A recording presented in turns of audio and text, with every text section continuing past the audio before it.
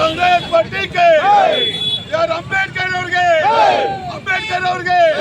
ಜೈ ಜೈ ಅಂಬೇಡ್ಕರ್, ಜೈ ಅಂಬೇಡ್ಕರ್, ಜೈ ಜೈ ಅಂಬೇಡ್ಕರ್, ಜೈ ಜೈ ಅಂಬೇಡ್ಕರ್, ಜೈ ಜೈ ಅಂಬೇಡ್ಕರ್, ಜೈ ಜೈ ಅಂಬೇಡ್ಕರ್.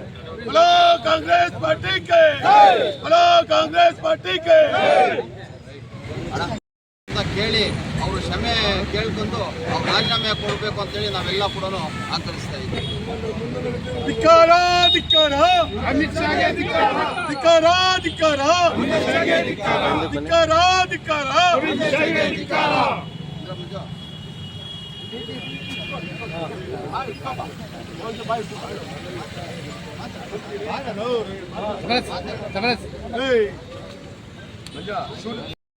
ಛೀಮಾರಿ ಆಗ್ತಕ್ಕಂಥ ಸನ್ನಿವೇಶವನ್ನು ನಿರ್ಮಾಣ ಮಾಡಿಕೊಂಡಿದ್ದಾರೆ. ಇದು ಜಗತ್ತಿನ ಜನ, ಈ ದೇಶದ ಜನ ನಿಮ್ಮನ್ನ ಅವಕಾಶಕ್ಕಾಗಿ ಕಾಯ್ತಾ ಇದ್ದಾರೆ.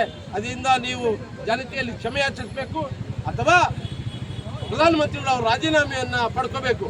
ಇದರ ಜೊತೆಗೆ ಸಿ.ಟಿ. ರವಿ ಅವರು ನಮ್ಮ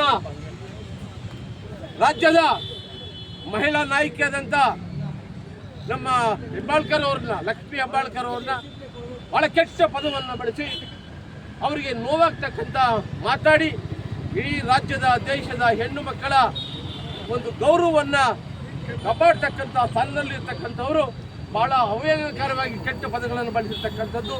ಅವರು ಕೂಡ ಜನತೆಗೆ ಕ್ಷಮೆ ಯಾಚಿಸಬೇಕು ಮತ್ತು ಅವರನ್ನು ಆ ವಿಧಾನ ಪರಿಷತ್ತಿನ ಸದಸ್ಯ ಸ್ಥಾನದಿಂದ ವಜಾಗೊಳಿಸಬೇಕು ಅಂತೇಳಿ ಈ ಮೂಲಕ ಕಾಂಗ್ರೆಸ್ ಪಕ್ಷದ ಜಿಲ್ಲಾ ಸಮಿತಿಗಳು ನಮ್ಮೆಲ್ಲ ನಾಯಕರುಗಳು ಒಟ್ಟುಗೂಡಿ ಈ ಒಂದು ಹೋರಾಟವನ್ನು ಮಾಡಿ ಅವರಿಗೆ ಈ ಸಂದೇಶವನ್ನು ಕಳಿಸ್ತಾ ಇದ್ದೀವಿ. ಎಲ್ರಿಗೂ ನಮಸ್ಕಾರ.